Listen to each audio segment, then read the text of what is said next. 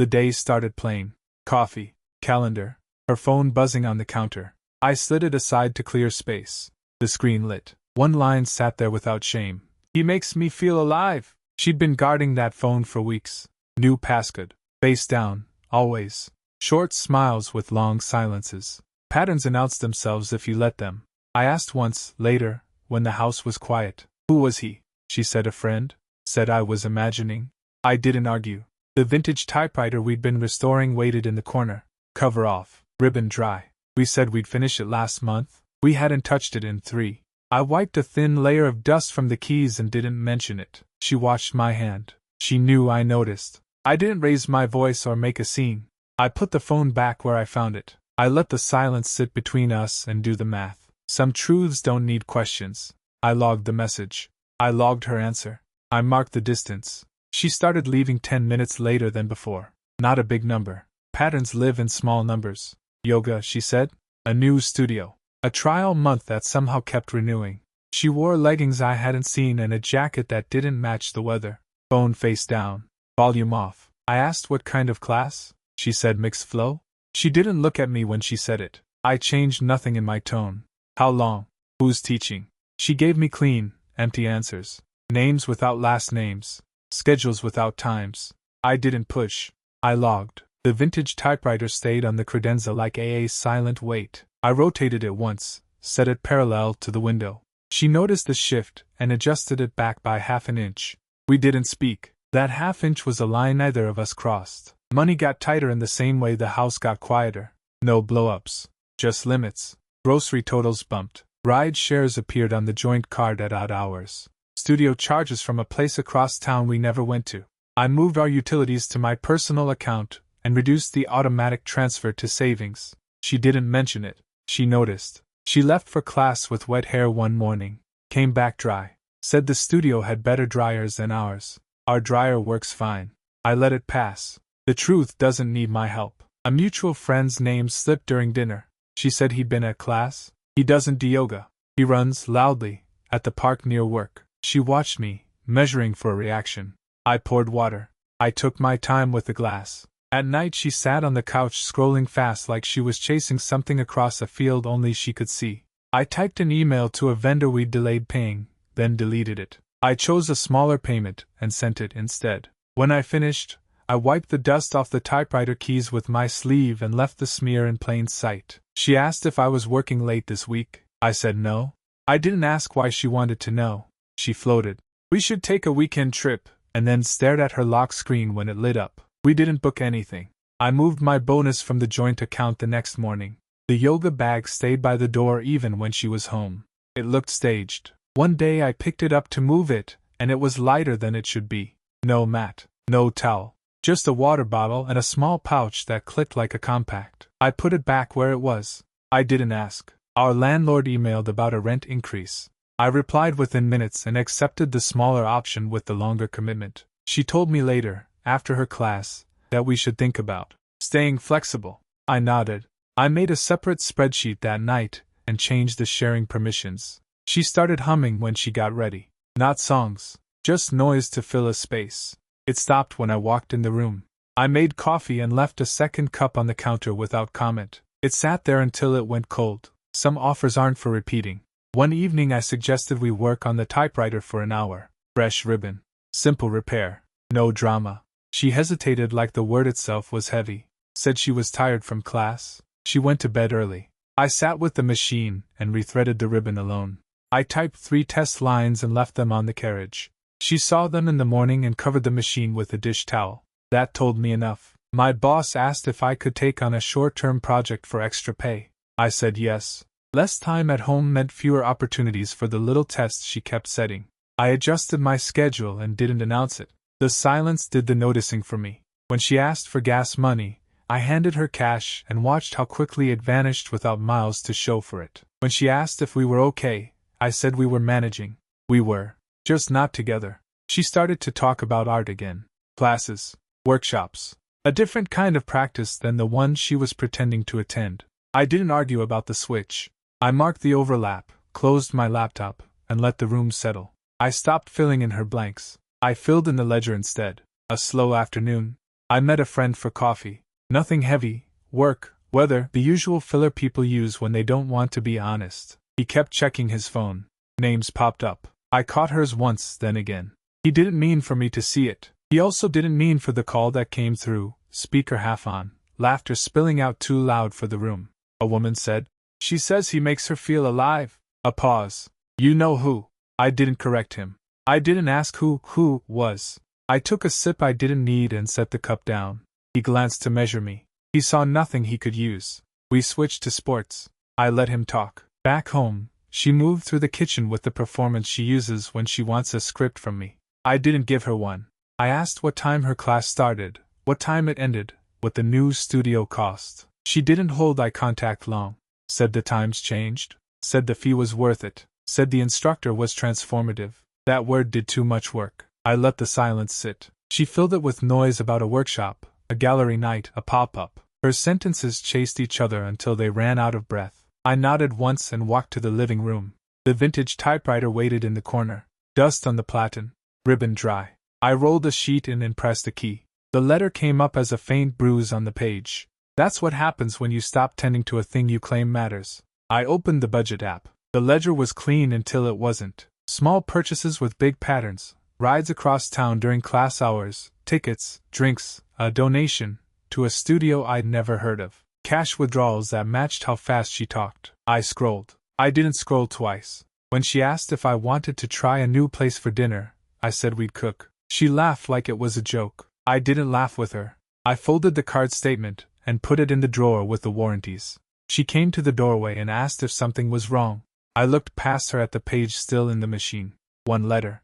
A ghost of it. I said, "We'll adjust." She asked, "Adjust what?" I didn't answer. She didn't like that. She said she was figuring herself out. She said yoga had opened things. She said art made her feel awake. She didn't notice she'd stopped saying we. I watched the way she tested for a line and then pretended she hadn't crossed it. People show you what matters to them when they think you're not watching. She knew I noticed. The air between us changed shape. I tried once more that week. No speeches. No scene. "Who's helping you feel alive?" I asked, the way you ask for a name on a delivery. She smiled like I'd finally joined her game. "Don't be dramatic," she said, and pivoted to schedules and deadlines that didn't exist. I didn't argue.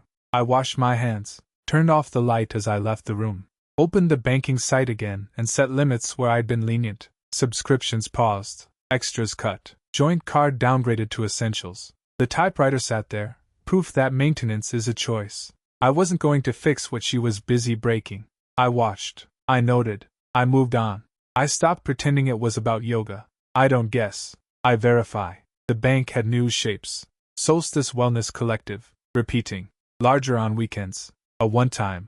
Retreat intake. Rideshare receipts to a different side of town. Not the studio she mentioned. Not any yoga I recognized. I printed the statement. 2 pages. Clean lines, no commentary. I placed them on the dining table. The typewriter sat there like furniture that had decided to retire. Blank platen. The ribbon already drying. She came home late again. Shoes in her hand. Keys loud enough to announce innocence. "What's that?" she asked. "May expenses," I said. She skimmed the first page. The second. Eyes caught at the same places mine did. She stood still. Then she sat. "What is Solstice Wellness Collective?" I asked. "It's part of the class," she said. "It's a community. You called it yoga. They do movement and workshops. It's integrated." I let the silence sit. Her shoulders lifted, then dropped. "I was going to explain. You used the joint card. I'll pay it back." "No. You'll use yours next time." She looked at me, then the typewriter, then back to the paper. "You're making this bigger than it is." "For charges last week," I said. 2 after 9 p.m. 1 labeled private. "The retreat fee is more than our groceries. It's not just classes," she said, almost to herself. I watched. She knew I noticed. "He's a mentor," she added. "He helps with my pieces. The movement is part of the work." "You said yoga?" "I didn't want you to misunderstand." I didn't argue. I don't misunderstand numbers. I pulled a seat. I sat across from her. The typewriter between us. It used to share drafts, not defenses. We had plans to restore it. We liked the weight of honest keys. Now it held paperwork. "I revised our setup," I said. "Bills and mortgage are covered from my account. The joint card is locked to groceries and utilities. Your digital wallet access to my card is removed. I turned off tap to pay on the emergency line. Alerts are on at $50. Her mouth tightened. I said I'd pay it back. You can. From your account. You're setting boundaries. I'm budgeting. She pushed the statement away. The typewriter caught the corner. Metal clicked. I'm acting like someone who read our bill. She stared past me. Past the room. He makes me feel. She stopped. It's not what you think. What I think isn't required for math to add up. She tried a different path. I want to take my art seriously again. They're pushing me. This is investment. Then fund it. That's not fair. Fair is the wrong word. Precise is the right one. She stood. She paced to the sink. Water ran. She didn't touch it. She returned and rested her hands on the chair back. I didn't mean to mislead you. You did the work for meaning. I'm just reading. She sat again. Quiet spread. The clock marked time other people kept. I let it. I don't want this to become a fight, she said. It won't. So you're just shutting down? I'm being clear. What do you want me to say? Nothing, I said. Just use your own card. Her face moved through answers and skipped all of them. You don't care. I care about what's mine to keep. She looked at the typewriter. The first draft of our joint piece lay under it, the edges curled. We had promised to take a weekend and sand the carriage rails, oil the segment. We never did. She touched one key. It didn't spring back. I'm telling you the truth, she said. I nodded. Some truths don't need questions. When did you decide this? She asked. When the charges started. That's cold. It's accurate. She laughed once. Thin. He said you'd be like this. There it was. Indirect. Enough. I stacked the pages, squared the edges, slid them under the typewriter. I'll handle the house, I said. You handle your new life. That's a terrible way to put it. It's a precise way. She waited for me to soften. I didn't. I'm going to bed, she said.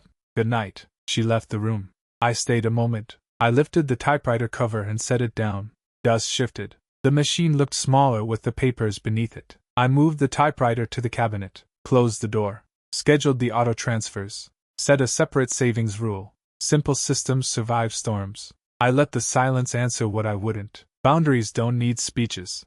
Word got around without names. It always does. I met a friend for coffee on Thursday. He asked about the house before he asked about her. Too casual. His eyes moved when I said, fine. I let him talk. He steered toward travel, then art shows, then new routines. I listened. I didn't correct him. When the check came, I paid and stood. He wanted to keep sitting. I didn't. Another friend called that night. They used the same phrases. You should talk to her. It's not our place. I could hear the hallway in their voice, door half closed, whispering between sentences. I pinned nothing down. I ended with, appreciate the concern, and muted the thread after. Group chats look busy when people avoid the point. The next morning I cleaned my desk and finished the budget changes. Salary split across 2 accounts. A weekly cap on the joint card. I disabled the overdraft tie. I scheduled every fixed bill from my separate account and left the rest to float. She noticed the cap within 3 days. Why is the card failing? She asked in the kitchen. I poured coffee. Spending alerts are on, I said. We need a ceiling. She waited for a discussion. I reached for my keys. Simple answers end circular conversations. Boxes started arriving with different names. Workshops, supplies, fees. Refundable deposits that never came back. Her yoga entries became studio time, and then mentorship, all with premium rates and all urgent. I logged them. Not to argue, to prepare. The mortgage didn't care about self-expression. Neither did the electric company. I kept my job out of it. Small industry. Loose stories travel fast. I've seen careers bend over gossip, not facts. I didn't loop anyone in at work. I let my performance speak and ignored the happy hour questions. When someone asked about the weekend, I said, low-key. They nodded and moved on. Quiet men are forgettable when they choose to be. That's useful. At night, I opened the cabinet. The typewriter sat where I left it. I lifted it out and set it on the kitchen table. No paper. No ribbon. Just wait. I ran a cloth over the keys and aligned the carriage once, then pushed it back. Muscle memory without the noise. It steadied the room. We built things once. The machine remembered even if we didn't say it. She tried cash after the cap. She switched to rideshare under promo codes and split payments between apps. The bank still lists locations. Some nights it read neighborhoods we never visit. I didn't wait up. I let lamps go dark on time and checked locks. When she came in, I didn't ask. People tell on themselves when you stop helping them hide. Friends kept reaching out in lopsided ways. An invitation here, a tag there with her front and center. I stopped liking the posts and stopped explaining absences. At a small dinner, someone said, "She seems happier." I cut my steak and changed the subject to their job search. They understood and didn't press. They always know when the air shifts. I called the bank and separated the credit lines fully. No more authorized access from my accounts. I adjusted the beneficiaries on the policies and filed the confirmation PDFs where they needed to go. Copies on a drive, copies in the cloud, one printed set in the safe. Clean paperwork reduces arguments. I'm not interested in debates that can be avoided with signatures. She tried for a conversation on Sunday. "You're being cold," she said. She touched my arm. I moved around her and took the trash out. Outside, the bin lid clapped once. The neighbor waved from his car. I nodded. When I came back in, she was scrolling. I washed my hands and started a grocery list on my phone. Staples only. Extras go to savings now. The friend network sympathy posts didn't land. They weren't for me. They were for each other. She knew I noticed. The silence between us did more than any speech I could give. I didn't need to expose anything. Exposure harms everyone, and I planned to keep earning. That night I put the typewriter back in the cabinet and locked it. The key stayed on my ring. I don't have to write to make a record. The numbers will do it for me. In the morning, I split the utilities and set up alerts on the joint card. Small moves, quiet ones. Her yoga costs had a rhythm now. Thursday, Saturday, one-off weekday spikes. I logged them and let the spreadsheet hold the pattern. At lunch I went looking for the warranty on the dishwasher. The folder was in the hall cabinet with the old laptop we never fully wiped. When the screen woke, her email opened without asking. Not snooping. Just there. The archive held a name I recognized from before we were married. Many messages. Old thread, new dates. The subject lines pretended to be harmless. Grants, an exhibit, a residency schedule. The body did more work. Late night replies. Quick thanks for changing everything. Location stamps from a studio 3 neighborhoods away. Calendar invites overlapping her. Classes. Attachments of rough drafts in his edits. Her notes and margins that sounded too bright for the hour they were typed. She used the same phrase. Alive. Like it was a switch only he knew where to find. Old name, new fuel. I closed the lid. I didn't take screenshots. I didn't need trophies. The numbers and dates were enough. People argue with words, not with timestamps. At the office, I skipped the coffee line and updated my payroll deductions. I adjusted my 401k to buffer against any surprise. It wasn't grand. It was clean. Later, I called the credit union and opened a separate account under my name. No drama. My voice stayed level. The clerk didn't ask questions. He heard what mattered. She texted an emoji around 4. I let the screen go dark. When I got home, I set the mail on the counter and rinsed vegetables. She came in talking about a new gallery popping up near the river, how it would be good for community. How? We need art again. I chopped, nodded once, and kept the blade moving. She waited for pushback. I seasoned the pan. We ate across from the cabinet where the typewriter sat behind glass. The key on my ring clicked the chair when I sat. She glanced at the cabinet, then at me. She knew I put it away. I poured water. The clock clicked over 6. I found some old emails today, I said. Calm. 6 words. Then quiet. She took a breath that sounded like a step back. From when I was just starting. It's not what you think. She picked up the salad instead of the pasta. Her fork scraped the plate and stopped. He's helping me get back to myself. I let the silence sit. She wanted me to ask which self. I didn't. The window carried street noise, tires, a horn, a laugh 2 houses down. Real life kept doing what it does. She tried again. It's creative. Mentorship. You don't understand that world. She lifted her glass without drinking. He's part of my path. He was part of her budget too. The studio receipts and ride shares had their own chorus. I folded my napkin once and set it to the left. The path is expensive, I said. Not a question. She shifted into the softer script. It wasn't apology. It was justification dressed as vulnerability. Words like growth and freedom appeared, as if rearranging them could change dates on a calendar. I didn't argue. I let her stack them and watched where they fell. When she reached for my hand, I reached for my plate and stood.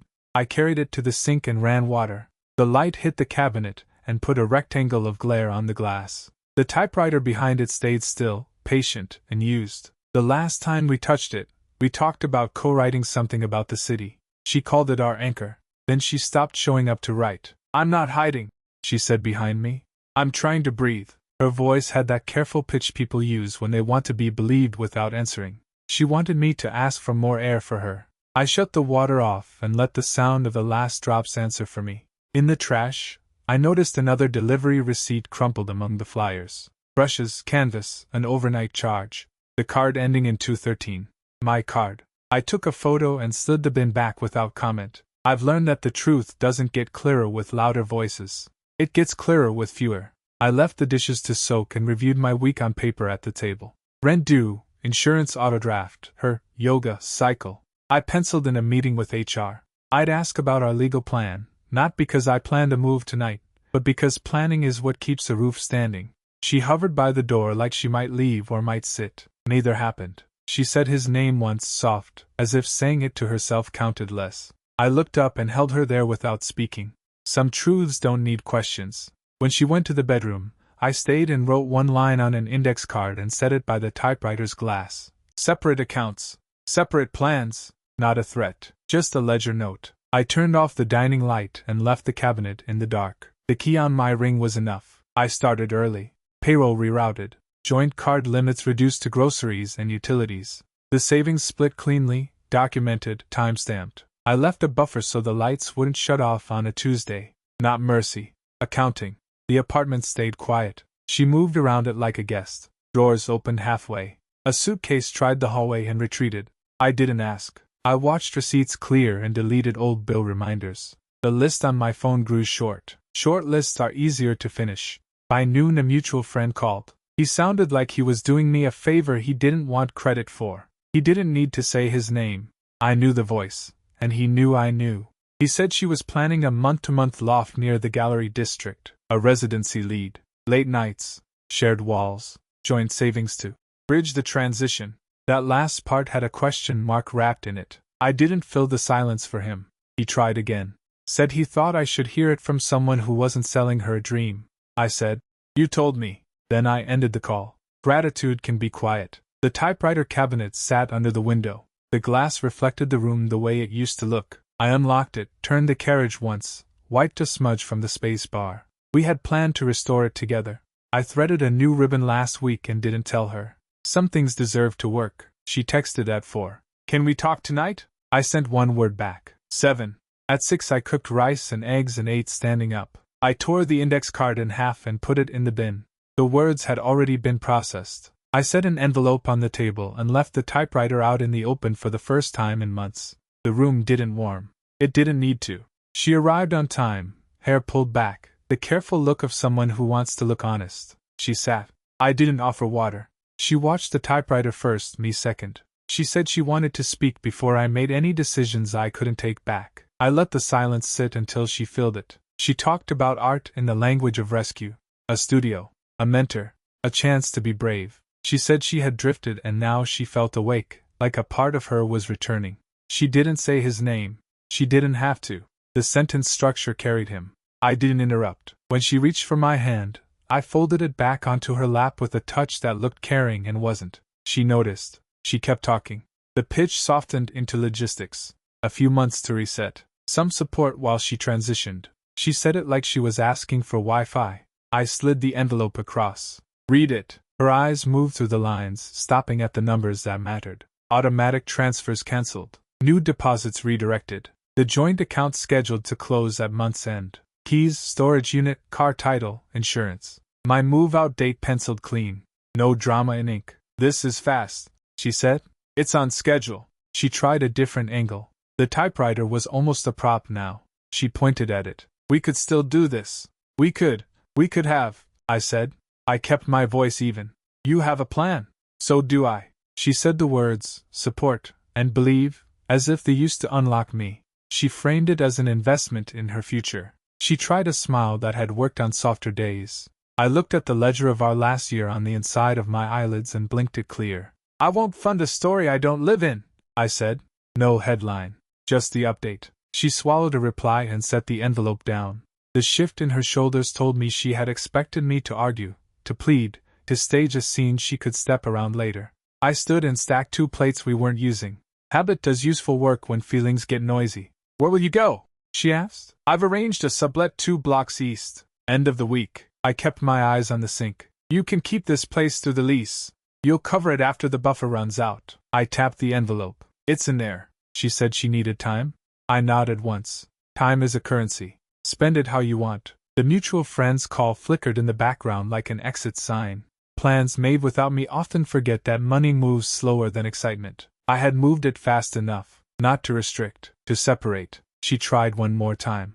Said she wanted to try together while she pursued the residency. The word together hovered, waiting for me to catch it. I let it drop. I lifted the typewriter by its base and set it back in the cabinet. It settled with a small click of metal on shelf. I locked the glass and pocketed the key. We had bought it at a flea market in August heat, laughing about what we'd write. The laugh belonged to a different ledger. I'll send you the updated schedule tomorrow, I said.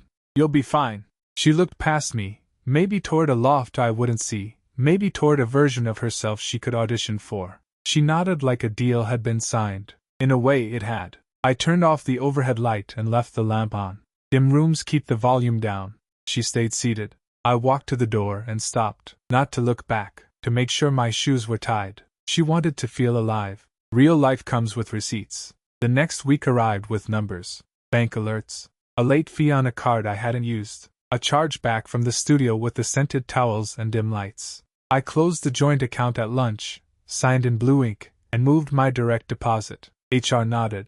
Paperwork solves what apologies don't. Bills kept surfacing, some with her name, some with mine.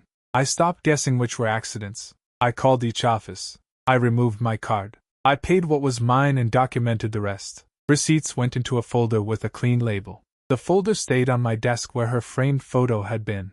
People adjusted. Invitations thinned. 2 friends checked in, brief and careful. The others pivoted to her orbit. They said she needed support. I said nothing. Let them split the check. She sent a long message one night, then another. The words circled back to being alive, as if repetition could turn it into fact. I read both, archived them, and slept. In the morning she called before work. I let it ring. Silence is a boundary if you hold it. I met her once for logistics. A public table, straight chairs, daylight. She arrived with practiced softness, hands close to the table's edge. She asked about the bills. She asked about the spare key. Then she asked to try again. I folded the key into a plain envelope and slid it across. I didn't argue. I let the silence sit until she understood it wasn't a test. The typewriter waited in the hall closet. Same cracked vinyl case. Same ribbon we forgot to replace. I set it on the table and pressed a few keys. The letters bit the page and left ghosts. The carriage lurched on the dent we'd never fixed. We bought it in August heat and called it a story machine. It never owed us anything. I listed it on a local board. 2 photos. A short description. A buyer came that evening, counted bills twice, and left with it tucked under his arm like an old promise. I filed the cash with the moving fund. Some artifacts you keep, some you release. This one knew where it stood. The financial shift wasn't dramatic. It was steady. First month's rent on a smaller place. Security deposit. New utilities with new deposits because of the shared late notice I didn't contest. A retainer for a clean exit, paid in 2 parts. I cooked from the same pan for a week and moved boxes on my own pace. Efficiency looks like discipline. It's really just subtraction. Work stayed level. I kept my head down and delivered. No hallway stories. No breaks to explain my private life to people who love a twist. Meetings, notes, results. My circle cut down to function and the 2 friends who didn't ask for performance. She showed up at my new door once, hair pulled back, eyes searching for a version of me I don't loan out anymore. She talked about a program she wanted to join, about a space that would open if I helped bridge the gap. I stood with my hand on the frame and listened. When she reached for me, I stepped back enough for the air to answer. Some truths don't need questions. I returned the last of her things in a plastic bin.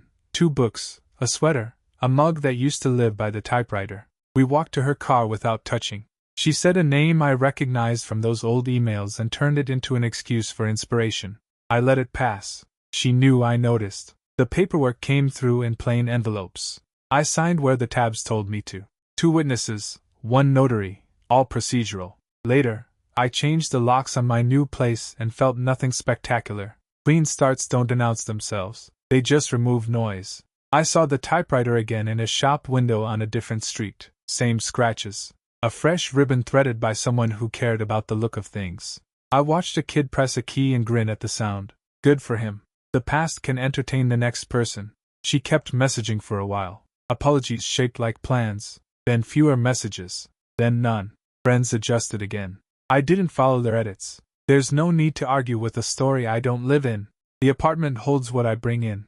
Mattress, table. A plant I keep because it doesn't ask for explanations. My budget balances. My calendar is light. Mornings start early. Coffee. A walk before traffic. Space to think without translating every thought into comfort for someone else. She said he made her feel alive. I let life send the invoice. I settled my part. She can settle hers.